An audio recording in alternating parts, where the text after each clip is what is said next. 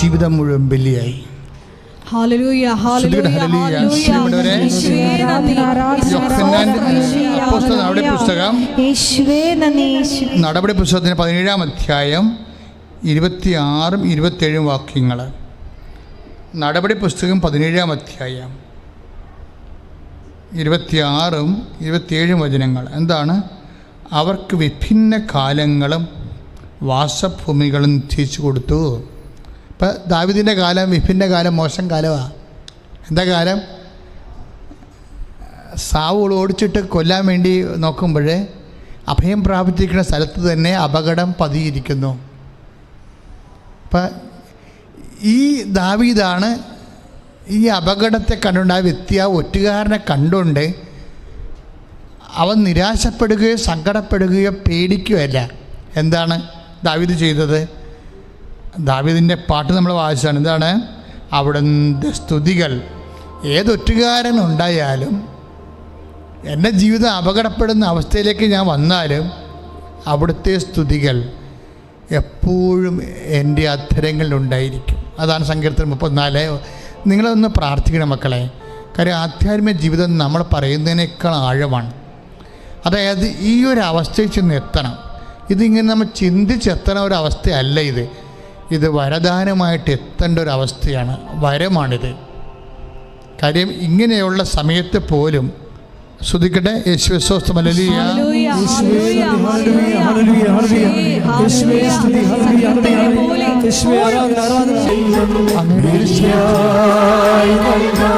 വ്യാപരിക്കുവാൻ അനുഗ്രഹം നൽകണമേ, അഭിഷേകം നൽകണമേ, വരം നൽകണമേ.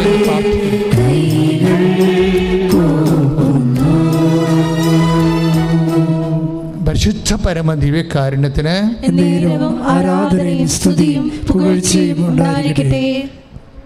യോഹന്നാൻ്റെ സുവിശേഷം 6-ാം അധ്യായത്തിൻ്റെ 65-ാമത്തെ ഒരു വാക്യമുണ്ട്. എന്താണ്? അവൻ പറഞ്ഞു, ഇത് കൊണ്ടാണ് പിതാവിൽ നിന്ന് വരം ലഭിച്ചാലല്ലാതെ എൻ്റെ അടുക്കിലേക്ക് വരാൻ ആർക്കും സാധിക്കുകയില്ലെന്ന് ഞാൻ നിങ്ങളോട് പറഞ്ഞത്. യോഹന്നാൻ 6:65. എന്താണ്? അവൻ പറഞ്ഞു, ഇത് കൊണ്ടാണ്, ഏറ്റു പറഞ്ഞേ, ഇതുകൊണ്ടാണ് പിതാവിൽ നിന്ന് വരം ലഭിച്ചാലല്ലാതെ ആർക്കും എൻ്റെ അടുക്കിലേക്ക് വരാൻ സാധിക്കില്ലെന്ന് ഞാൻ നിങ്ങളോട് പറഞ്ഞു. അപ്പം ഈ കഷ്ടകാലത്ത് കർത്താവിൻ്റെ അടുത്ത് സ്തുതികളോടെ ഇരിക്കുന്നത് ഒരു വരമാണ്. ഈ വരം നിങ്ങൾ ദൈവത്തോട് ചോദിച്ച് വാങ്ങിക്കണം. പ്രാർത്ഥിക്കുക. കർത്താവേ, ഏത് കാലത്തും പ്രതികൂല കാലങ്ങളിലും അങ്ങയുടെ നാമത്തെ സ്തുതിക്കാനുള്ള വരം നൽകി എന്നെ എൻ്റെ കുടുംബത്തെ അഭിഷേകം ചെയ്യണം. ശ്രദ്ധിക്കട്ടെ. ഹല്ലേലൂയ.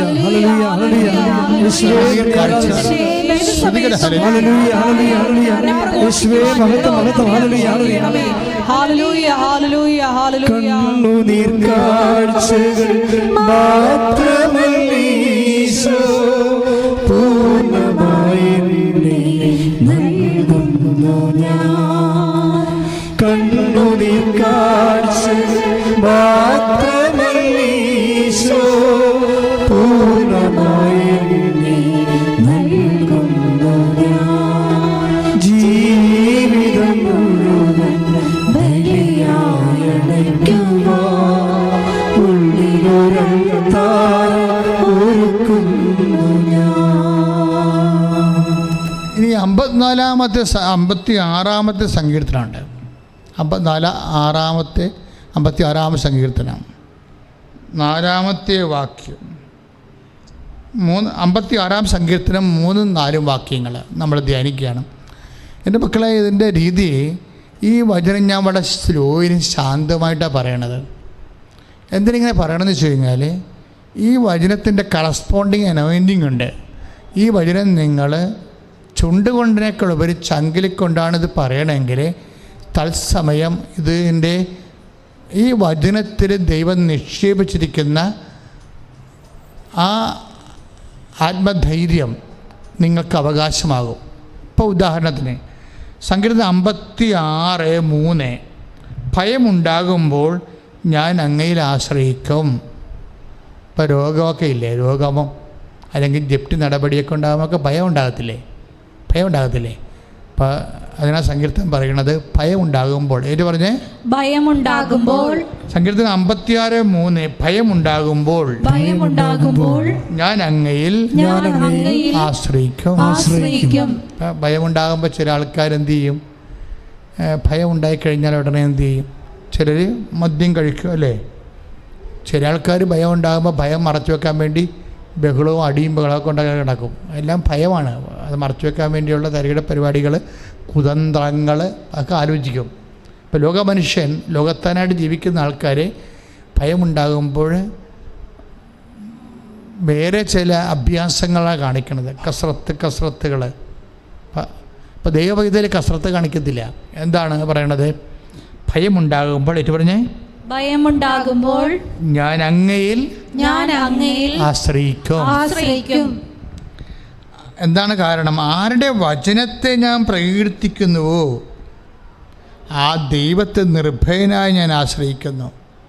അപ്പോൾ അങ്ങയിൽ ആശ്രയിക്കുന്നു പറയുമ്പോഴേ കർത്താവിൻ്റെ വാക്കിലാണ് ഞാൻ വിശ്വസിക്കണത്. അതാണ് സംഭവം. കാര്യം ദൈവാനുഗ്രഹം കൊണ്ട് ഒരു മനുഷ്യന് ജീവിതത്തിൽ സംഭവിക്കുന്ന എല്ലാ വിഷയങ്ങളെയും, വ്യത്യസ്തമായ കാലാവസ്ഥകളെയെല്ലാം ദൈവം ആ സമയത്ത് നീ എന്താണ് ചെയ്യേണ്ടതെന്ന് വചനം പറയുന്നുണ്ട്. അതുകൊണ്ടാണ് അങ്ങയിൽ ഞാൻ ഭയമുണ്ടാകുമ്പോഴേ.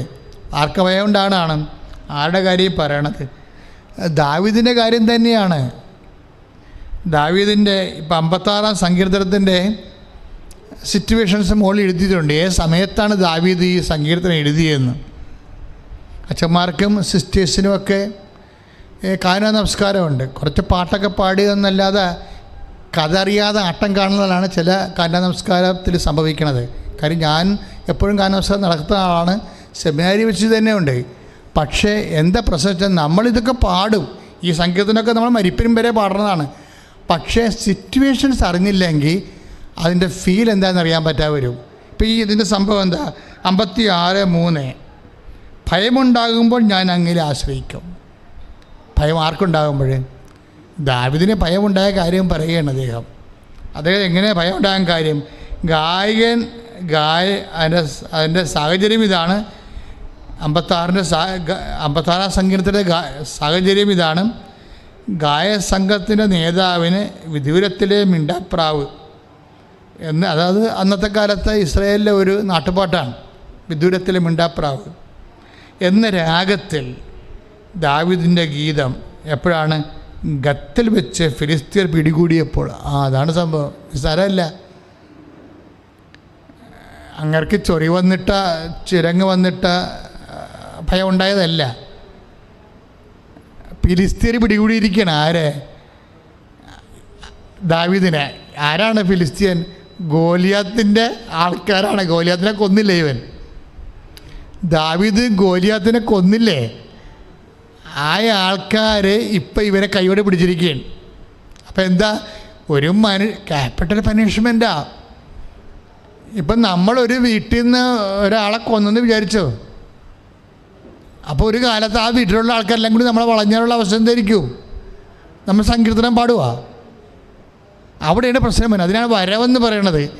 ഇങ്ങനെ ഒരു വല്ലാത്ത അവസ്ഥയിൽ ചെന്ന് ചാടുമ്പോൾ പറയണത് എന്താണ്? ഭയമുണ്ടാകുമ്പോൾ ഞാൻ അങ്ങയിൽ ആശ്രയിക്കും. പണ്ടും അങ്ങനെ ഇരുന്ന് ഗോലിയാത്തിനെ കണ്ടപ്പോഴും ഗോലിയാത്ത് ചോദിച്ചു, നീ എന്തിനാ വടിയും കൊണ്ടുപോകുന്നതെന്ന് ചോദിച്ചു. അപ്പോൾ ദാവീദ് പറഞ്ഞ്, നീ വാളിലും കുന്തത്തിലും കുതിരയിലും ഒക്കെയാണ് ആശ്രയിക്കുന്നത്, ഞാൻ എൻ്റെ കർത്താവിലാണ് ആശ്രയിക്കണമെന്നാണ്.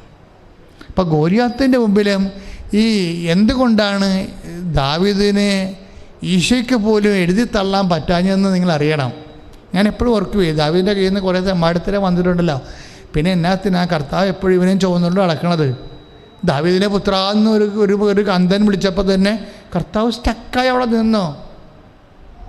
തന്നെയാണ് വിളിച്ചതെന്ന് പറഞ്ഞ് അവനെ വിളിച്ചുടനെ. അവൻ്റെ കർത്താവിൻ്റെ പേര് ജീസസ് അവനറിയത്തില്ല, യേശുവാണെന്ന് ഒന്നും അറിയത്തില്ല. ഇനി അറിഞ്ഞാൽ തന്നെ ചിലർ പറഞ്ഞു കൊടുത്തു നസ്രായന യേശുവാണെന്ന് ചിലർ പറയുന്നു, അവൻ കേട്ടോ ഇല്ലയെന്ന് അറിയത്തില്ല. നസ്രായന യേശുവാണ് പോണതെന്ന് ചില ആൾക്കാർ പറഞ്ഞു കൊടുത്തിട്ടുണ്ട് ആ അന്ധനോട്, പക്ഷെ അവൻ കേട്ടോ ഇല്ലയെന്നൊന്നും അറിയത്തില്ല. എന്താ കാര്യം? അങ്ങനെ നസ്രായന യേശു ആണെങ്കിൽ അങ്ങനെ വിളിച്ചാൽ പോരെ, നസ്രായന യേശുവെന്ന് വിളിച്ചാൽ പോരെ. ദാവീദിൻ്റെ പുത്രൻ എന്നാണ് വിളിച്ചത്. അത് ഇവൻ സമറിയക്കാരനോ വേറെ എന്തോ ആളാണ്. അതുകൊണ്ട് ഇസ്രായേൽക്കാരെല്ലാം ദാവീദിൻ്റെ പുത്രന്മാരായിരിക്കും എന്നുള്ള ചിന്തയിൽ വിളിച്ചതായിരിക്കാം. അങ്ങനെ പല വിഷയങ്ങൾ അതിൻ്റെ അകത്ത് വരണത്. പക്ഷേ ദാവീദിൻ്റെ പേര് കേട്ടപ്പോൾ കർത്താവ് അവിടെ നിന്നു, അവനെ വിളിച്ചുകൊണ്ട് വരാൻ പറഞ്ഞു. അപ്പോൾ ഞാനും കർത്താവിനോട് എപ്പോഴും ചോദിക്കും, ഇവൻ എന്നാത്തിനാണ് യേശു എപ്പോഴും ചുവന്നുകൊണ്ട് നടക്കുന്നത്? ഇവൻ ഇതെല്ലാം കുഴപ്പം കാണിച്ചെന്നറിയാവോ? അവൻ കാണിച്ച പല കാര്യങ്ങളും നമുക്ക് അനുകരിക്കാനേ പറ്റത്തില്ല. പക്ഷേ എന്നാ പ്രശ്നം? ഇവൻ എന്നാ കുഴപ്പങ്ങൾ കാണിച്ചിട്ടുണ്ടെങ്കിൽ ഇവൻ്റെ അനുതാപം അത്രക്ക് പാകതയുള്ള അനുതാപമാണ്. പിന്നെ അതല്ല, ഇവൻ ഗോലിയാത്ത് വന്നാലും ഫിലിസ്ത്യന്മാർ മൊത്തം ഇവനെ വളഞ്ഞു പിടിച്ചാലും ഇവൻ പറഞ്ഞത് എന്താണ്? ഭയമുണ്ടാകുമ്പോൾ ഞാൻ അങ്ങയിൽ ആശ്രയിക്കും. ആരുടെ വചനത്തെ ഞാൻ പ്രകീർത്തിക്കുന്നുവോ ആ ദൈവത്തെ നിർഭയനായി ഞാൻ ആശ്രയിക്കും. ഗോലിയാത്ത്, അതായത് ഫിലിസ്ത്യൻസ് മൊത്തം പിടിച്ചിരിക്കുകയാണ് കൊല്ലാൻ വേണ്ടി, അപ്പോഴും കർത്താവിൽ ആശ്രയിക്കാൻ. ഇപ്പം ചിലർ പറയലേ, എൻ്റെ അച്ഛാ എനിക്ക് ചുറ്റും കടമാണെന്ന് പറയും. ചിലർ പറയും, അച്ഛാ എനിക്ക് വിറ്റ് ചുട്ട് എവിടെയെങ്കിലും പോയാൽ മതി, ഞങ്ങളുടെ വീടിൻ്റെ ചുറ്റും ശത്രുക്കളാണെന്ന് പറയും. അപ്പോഴൊക്കെ അങ്ങനെ പറയുന്ന ആൾക്കാർ ഈ സങ്കീർത്തനം എടുത്ത് എപ്പോഴും വായിച്ചുകൊണ്ടിരിക്കണം. എനിക്ക് ചുറ്റും ശത്രുക്കളാണ്, എനിക്ക് ചുറ്റും കടമാണ്, എൻ്റെ തൂക്കത്തിന് തൂക്കം കടമാണെന്നൊക്കെ പറയുന്ന ആൾക്കാരില്ലേ, അവർ ഈ 56-ാം സങ്കീർത്തനം തുടരെ വായിക്കണം. ഞാനിപ്പോൾ ഇടയ്ക്കൊക്കെ ഈ ഇതുപോലെയുള്ള സമയത്ത്, അതായത് ഇപ്പോൾ എന്താ, അതായത് ഫിലിസ്ത്യർ പിടികൂടിയപ്പോൾ പാടിയത് ഒന്ന് പ്രാർത്ഥിച്ച മക്കളെ. കർത്താവേ, ദാവീദിനെ പോലെ വളരെ പ്രതികൂലമായിട്ടുള്ള എന്ത് സാഹചര്യത്തിലും കർത്താവിന്റെ വചനത്തിൽ ആശ്രയിച്ച് കർത്താവിന്റെ നാമത്തിനെ സ്തുതി പാടുവാൻ എനിക്ക് അഭിഷേകം നൽകണമേ. ശ്രദ്ധിക്കട്ടെ. ഹല്ലേലൂയ, ഹല്ലേലൂയ, ഹല്ലേലൂയ, ഹല്ലേലൂയ, യേശുവേ സ്തുതി, ഹല്ലേലൂയ, ഹല്ലേലൂയ, ഹല്ലേലൂയ, യേശുവേ സ്തുതി,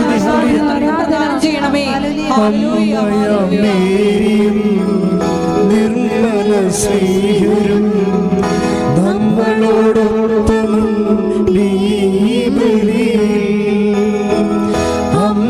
അമ്മയമേയും നിർമ്മല സ്നേഹരും നമ്മളോടൊപ്പം സ്വർഗം തുറക്കുന്ന പാവനബലി നാമൊന്നു ചേരുന്നതെന്തു ഭാഗ്യം. സ്വർഗം തുറക്കുന്ന പാവനബലി നാമൊന്നു ചേരുന്നതെന്തു ഭാഗ്യം. ജീവിതം മുഴുവൻ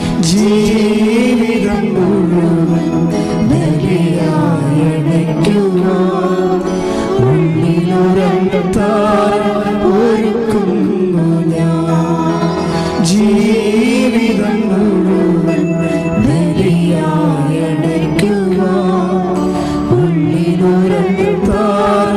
ഒരുക്കുന്നു ഞാൻ. ഇതുപോലെ ഏറ്റവും മനോഹരമായ ഒരു സങ്കീർത്തനമാണ് സങ്കീർത്തനം 57:1. എന്താണ്? വിനാശത്തിൻ്റെ കൊടുങ്കാറ്റ് കടന്നു പോകുമ്പോഴും ഞാൻ അങ്ങയുടെ ചിറകിൻ്റെ കീഴിൽ ശരണം പ്രാപിക്കുന്നു. Praise the Lord. Praise the Lord. നേരിട്ട് പറഞ്ഞേ, വിനാശത്തിൻ്റെ കൊടുങ്കാറ്റ് കടന്നു പോകുമ്പോഴും ഞാൻ അങ്ങയുടെ ചിറകിൻ്റെ കീഴിൽ ശരണം പ്രാപിക്കുന്നു. കൊറോണ വന്ന കാലത്ത്, തുടങ്ങിയ കാലത്ത് ഞങ്ങളെ ഫേസ്ബുക്കിലിട്ട പോസ്റ്റാണിത്. ഈ സങ്കീർത്തനം 57:7-1 എന്താണ്? ഈ വിനാശത്തിൻ്റെ കൊടുങ്കാറ്റ് കടന്നു പോകുമ്പോഴും. ഇപ്പോൾ വചനം എന്താ പറയണത്? ഏത് വിനാശം ഉണ്ടായാലും കടന്നു പോകും, കടന്നു പോകും. അതാണ് വചനം പറയണത്. വചനത്തിൻ്റെ നിലപാടതല്ലേ. അതുകൊണ്ടാണ് സങ്കീർത്തനം പറയണത് എന്താണ്? ആരുടെ വചനത്തെ ഞാൻ പ്രകീർത്തിക്കുന്നുവോ, സങ്കീർത്തനം 56:4, ആ ദൈവത്തെ നിർഭയനായി ഞാൻ ആശ്രയിക്കുന്നു. എന്താ പറയണത്? അതാണ് വിനാശത്തിൻ്റെ വചനം എന്താ പറയണത്? വിനാശത്തിൻ്റെ കൊടുങ്കാറ്റ് ഏറ്റു പറഞ്ഞ് വിനാശത്തിന്റെ കൊടുങ്കാറ്റ് കടന്നു പോകുവോളം അങ്ങയുടെ ചിറകിന്റെ കീഴിൽ ഞാൻ അഭയം പ്രാപിക്കുന്നു. അപ്പോഴേ ഒരു ഗുഹയാണ് അദ്ദേഹം ഇരിക്കണതേ. അദ്ദേഹം ഈ സമയത്ത് ഇരിക്കണം. ഈ സങ്കീർത്തനം പാടുന്നത്, ഇത് ദാവീദിൻ്റെ സങ്കീർത്തനമാണ് 57. ഈ സമയത്ത് അദ്ദേഹം ഒരു ഗുഹയിലാണ് ഇരിക്കുന്നത്. മേലോട്ട് നോക്കിയ ഗുഹ ഇങ്ങനെ വിരിഞ്ഞ് നിൽക്കണം കാണാം. ഉടനെ ഈ ഗുഹയെ അദ്ദേഹം യഹോവയുടെ ചിറകാക്കി മാറ്റും. വിശ്വാസിക്ക് അങ്ങനെയൊക്കെയുള്ള ചില ഗുണങ്ങളുണ്ട്. ദാവീദ് ഇരിക്കണ എവിടെയാണ്? ഒരു ഗുഹയിലാണ്. എന്താ കാര്യം? അബിമലേക്കിൻ്റെ അടുത്ത് ചെന്നപ്പോൾ, അബിമലേക്കിൻ്റെ അടുത്ത് ചെന്നില്ല, 34 സങ്കീർത്തനത്തിൽ നമ്മൾ അബിമലേക്കിൻ്റെ അടുത്ത് പോലും ചെന്ന് സാവൂൾ കൊല്ലാൻ വേണ്ടി ഓടിച്ചിട്ടപ്പോൾ അബിമലേക്കിൻ്റെ അടുത്ത് ചെന്നപ്പോൾ എന്നാ പറ്റിയിരിക്കണത്? അബിമലേക്കിനോട് ചോദിച്ച് വല്ലതും, ഞാൻ നിരായുധനാണ്, എനിക്ക് വല്ല ആയുധം ഉണ്ടാ തരാനെന്ന് ചോദിച്ചാൽ പറഞ്ഞ്, നീ കൊന്ന ഗോലിയാത്തിൻ്റെ ആയുധം ദേവാലയത്തിൻ്റെ പുറകിൽ ഞാൻ ചാരി വെച്ചിട്ടുണ്ട്, അതെടുത്തോളാൻ പറഞ്ഞു. അതെടുക്കാൻ വേണ്ടി ചെന്നപ്പോഴാണ് അദ്ദേഹം മറ്റവനെ കണ്ടത്. ആരാണ്? ഒറ്റുകാരനെ കണ്ടത്, സാവൂളിൻ്റെ അനുചരനെ കണ്ടത്. അവിടെ നീ വാളമെടുത്തന്നെ ഓടിപ്പോയൊരു ഗുഹയിൽ ഒളിച്ചിരിക്കുകയാണ്. അപ്പം സാവൂള് തിരിച്ചു വരുന്നുണ്ട്. ഇയാൾ തിരക്കി കിടക്കുന്ന സാവൂള് രാജാവും പടന്മാരും തിരക്കി കിടക്കുന്നു. ഈ ഗുഹയുടെ അകത്തിരിക്കുന്ന സമയത്ത് ഈ മനുഷ്യൻ മേലോട്ട് നോക്കും. എന്നിട്ട് ഇത് യഹോവയുടെ ചിറകായിട്ട് കാണും. അപ്പോൾ ഈ എന്തൊരു കാഴ്ചയാണ്! കണ്ടത് എന്താണ്ട് ഗുഹയാണ്, അതിൻ്റെ അകത്തിരിക്കുകയാണ്. പക്ഷെ മേലോട്ട് നോക്കുമ്പോൾ കറുത്ത കഴുകൻ ചിറക് വിരിച്ച് ഇവനെ സംരക്ഷിക്കുന്ന പോലെ തോന്നിയിട്ട് പറയും, വിനാശത്തിൻ്റെ കൊടുങ്കാറ്റ് കടന്നു പോകുവോളോ ഞാൻ അങ്ങയുടെ ചിറകിൻ്റെ കീഴിൽ അഭയം പ്രാപിക്കും. ഈ ഗുഹ നിൻ്റെ ചിറകാണ്, ഈ ചിറക് എന്നെ സംരക്ഷിക്കും. എന്തൊരു ബ്യൂട്ടിഫുള്ളാണ്! അതായത് അവിടെ മുകളിൽ എഴുതിയിട്ടുണ്ടേ, അതായത് ഗായസംഘത്തിന് നേതാവിനെ നശിപ്പിക്കരുതേ എന്ന രാഗത്തിൽ ദാവീദിൻ്റെ ഗീതം സാവൂളിൻ്റെ മുമ്പിൽ നിന്ന് ഓടിപ്പോയപ്പോൾ ഗുഹയിൽ വെച്ച് പാടിയത്. മരണവേപ്രാളത്തിൽ ഓടുമ്പോഴും അവിടെ വെച്ച് കർത്താവിൻ്റെ ഗീതങ്ങൾ പാടുകയാണ്. 57 സങ്കീർത്തനം. എനിക്ക് തോന്നിയിരിക്കുന്നത് ഇപ്പോഴേ കേരള സഭ ഒരു പ്രത്യേക അവസ്ഥയിൽ കടന്നു പോവുകയാണ്, അല്ലേ? വരുന്നവനും പോകുന്നവനും ഒക്കെ സഭയെ ആക്ഷേപിക്കുകയും ചെയ്യുന്നു. അപ്പം എനിക്കാണ് ഈ ദിവസങ്ങളിലൊക്കെ KCBC 28-ാം തീയതി ഒരു പ്രാർത്ഥനാ ദിനമായിട്ട് ആചരിക്കുകയാണ്. അത് ഇതിൻ്റെ വെളിച്ചത്തിലാണ്. ഈ വിനാശത്തിൻ്റെ കൊടുങ്കാറ്റ് കടന്നു പോകും, തീർച്ചയായിട്ടും കടന്നു പോകും. പക്ഷേ ഈ പ്രാർത്ഥനാ ദിനത്തിന് പോലും പറ്റുന്നതാണ് ഈ 34-ാം സങ്കീർത്തനവും, അതുപോലെ തന്നെ 56-ാം സങ്കീർത്തനവും, അതുപോലെ 57-ാം സങ്കീർത്തനവും. എന്താണ്? വിനാശകാലത്ത് വിശ്വാസി പാടി ആർക്കുന്ന സങ്കീർത്തനങ്ങളാണ് ഇതെല്ലാം. കേരള സഭ 28-ാം തീയതി മാത്രമല്ല, കുറച്ച് കാലത്തേക്ക് 90 ദിവസത്തേക്ക് ഈ സങ്കീർത്തനങ്ങൾ എല്ലാ വീടുകളിലും പാടിയാൽ തീർച്ചയായിട്ടും ദൈവത്തിൻ്റെ ചിറകിൻ്റെ സംരക്ഷണം സഭയ്ക്ക് ലഭിക്കും. കാര്യം സഭ ഒന്നിലും പേടിക്കേണ്ട കാര്യമില്ല. എന്താ കാര്യം? സഭയെ സൃഷ്ടിച്ചതും സഭയ്ക്ക് വേണ്ടി മരിച്ചതും ഉയർത്തെഴുന്നേറ്റവനും അവൻ നമ്മുടെ കൂടെ ഉണ്ടാവുമെന്ന് വാഗ്ദാനം ചെയ്തിട്ടാവും പോയിരിക്കുന്നത്. അപ്പം വിശ്വാസി എപ്പോഴും ഒരു പോരാട്ടത്തിലായിരിക്കും. അപ്പം ആടിൻ്റെ മണമുള്ള ഇടയന്മാരാകണമെന്ന് അങ്ങനെ പരിശുദ്ധ പിതാവ് പറഞ്ഞിട്ടുണ്ട്. ഇടയന്മാരൊക്കെ ആടിൻ്റെ മണമുള്ളവരായിരിക്കുന്നതെന്ന്. പക്ഷേ ഇടയന്മാർക്ക് ആടിൻ്റെ മണം മാത്രം പോരാ ജീവിക്കാൻ, ചെന്നായ്ക്കുള്ള മണവും പിടിക്കണം, അല്ലെങ്കിൽ ആടിനെയും കൊണ്ട് അവരടിച്ചു പോകും. അതൊരു വശം. ആടിൻ്റെ മണം എന്നൊക്കെ പറഞ്ഞൊരു വശമാണ്. ആടിൻ്റെ മണവും മണത്വം മാത്രം ജീവിച്ചാൽ ആടുകൾ ജീവിക്കണമെന്ന് നിർബന്ധമില്ല. കുറുക്കന്മാരുടെ മണം അറിയേണ്ടി വരും, ചെന്നായ്ക്കളുടെ മണം അറിയേണ്ടി വരും. കുറുക്കന്മാരുടെ മണവും ഇടയന്മാർ തിരിച്ചറിഞ്ഞില്ലെങ്കിൽ ആടും ഉണ്ടാകത്തില്ല, ഇടയന്മാരും ഉണ്ടാകത്തില്ല. അപ്പം ഏത് കാലഘട്ടത്തിലും ഇതുപോലെ ഇങ്ങനെയുള്ള വിനാശകാലങ്ങൾ വരുമ്പോഴൊക്കെ സങ്കീർത്തനങ്ങൾ ഇതുപോലെ നമ്മൾക്ക് മുമ്പേ വിശ്വാസം ജീവിച്ചു പോയവരുണ്ട്. നമ്മൾക്ക് മുമ്പേ വിശ്വാസം ജീവിച്ചു പോയവരെല്ലാവരും, അതാണ് ദാവീദ് എന്ത് രസമായിട്ട് പറഞ്ഞിരിക്കുന്നത്. എന്താണ്? ആരുടെ വചനത്തെ ഞാൻ പ്രകീർത്തിക്കുന്നുവോ ആ ദൈവത്തെ നിർഭയനായി ഞാൻ ആശ്രയിക്കുന്നു. ഇല്ലാത്ത പ്രശ്നങ്ങളൊക്കെ ഓരോ സമയത്തും ഇങ്ങനെ ലൈവായി നിർത്തുന്നത് ആരാണ്? മാധ്യമങ്ങളാണ്. പ്രശ്നം കെട്ടടങ്ങിയാലും അവർക്ക് റേറ്റിങ്ങിന് വേണ്ടി അവർ ആ വിഷയം പിന്നെയും ഒത്തിക്കൊണ്ട് വരും. അപ്പം അങ്ങനെയൊക്കെയുള്ള പല കാര്യങ്ങൾ അവനവൻ്റെ നിലനിൽപ്പിന് വേണ്ടി ആർക്കെല്ലാം നാടനെല്ലാം എന്തെല്ലാം സംഭവിച്ചാലും എപ്പോഴും ഇവിടെ ഇളക്കങ്ങൾ ഉണ്ടായിക്കൊണ്ടിരിക്കണം, വാർത്തയ്ക്കുള്ള വകുപ്പുണ്ടായിക്കൊണ്ടിരിക്കണം എന്നൊക്കെ നമ്മളൊരു പ്രത്യേക അവസ്ഥയിലാണ്. ഒരു കാലത്ത് ഒരു പക്ഷേ ഇങ്ങനെയുള്ള സാഹചര്യങ്ങൾ ഇനിയുള്ള കാലങ്ങളിലൊന്നും മാറത്തില്ല. കാര്യം വെറുതെ ഇരുന്നാലും വിവാദം ഉണ്ടാകുന്നൊരു കാലം ഉണ്ടാകും.